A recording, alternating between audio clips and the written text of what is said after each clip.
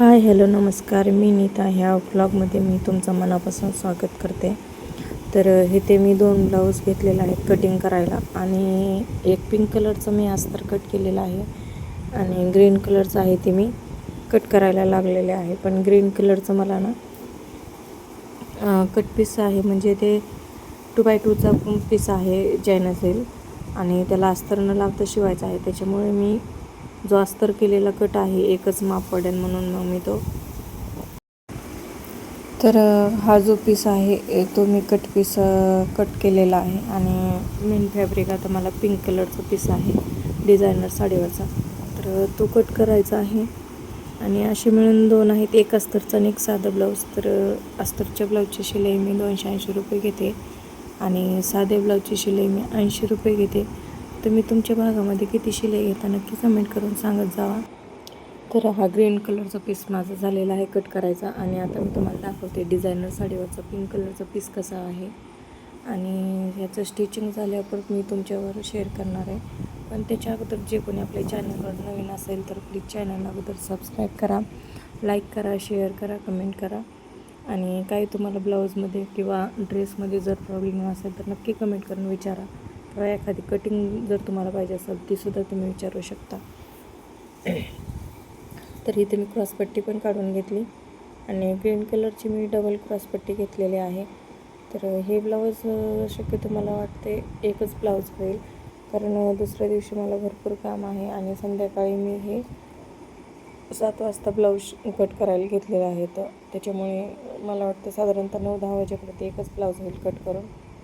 तर तुम्ही किती कट करता दिवसामध्ये, किती ब्लाऊज शिवता हे पण मला कमेंट करून सांगा.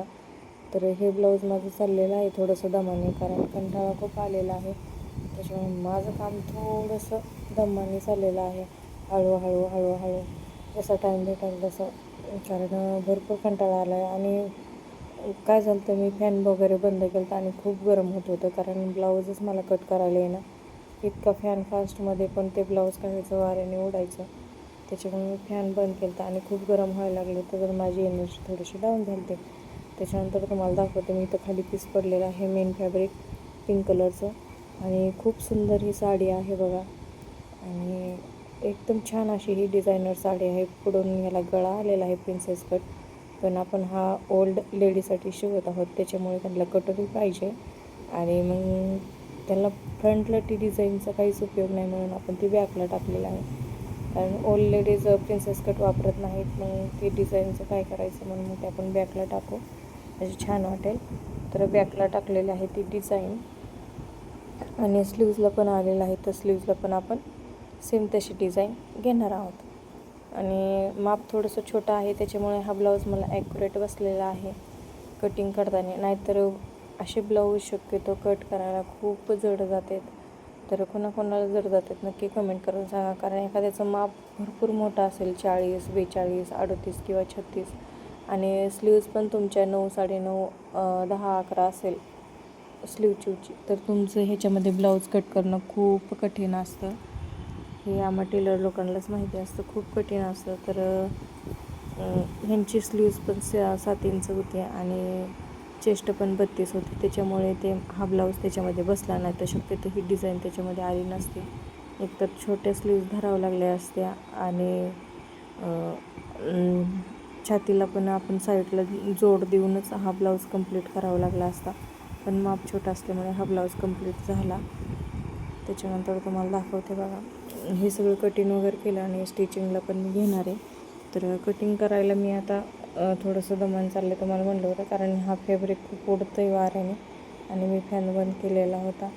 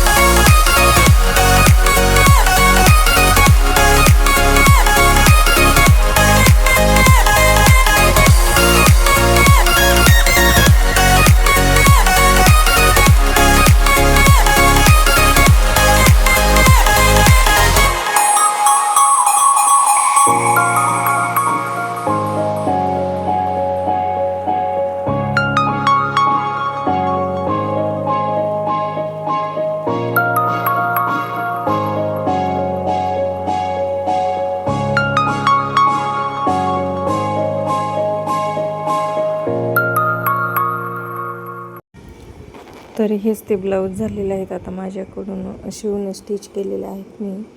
आणि कसे झाले नक्की कमेंट करून सांगा मला. आणि शेवट हा बघा ग्रीन कलरचा बिना अस्तरचा ब्लाऊज कसा शिवलेला आहे.